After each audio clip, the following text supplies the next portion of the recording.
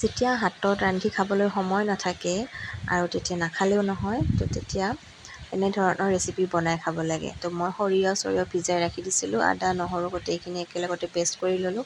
ইফালে মাছ ভাজি ৰাখি থৈ দিছোঁ আৰু মাছ ভজা তেলখিনিতে মই পিঁয়াজ চিয়াজ দিলোঁ, দি এতিয়া তাত আলু 3টা সৰু সৰুকৈ কাটিছোঁ, কাটি এতিয়া আলুখিনি ভাজি নিমখ হালধি দি দিলোঁ আৰু অকণমান দেৰি এনেকৈ ভাজিম। ভাজি আধা সিজা হোৱাৰ পিছত মই তাতে এইটো জিৰা পাউডাৰ ধনিয়া পাউডাৰ দি দিলোঁ। দি এতিয়া আকৌ অকণমান ভাজি তাত যিখিনি পেষ্ট বনাই লৈছিলোঁ সেইখিনি অকণমান চেকি লৈছিলোঁ দেই, পানী পানী হৈছে সেইকাৰণে। তো চেকি লোৱা সৰিয়হখিনি দি দিলোঁ।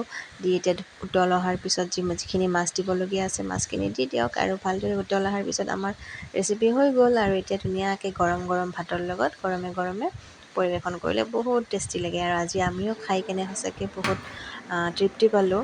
আৰু আমাৰ টিকলা ধুনীয়াকৈ ভাত ফিনিছ কৰি খাই দিলে। এনেকৈ এদিন ট্ৰাই কৰি চাব পাৰে দেই। ভাল লাগিলে লাইক কমেণ্ট শ্বেয়াৰ কৰিব।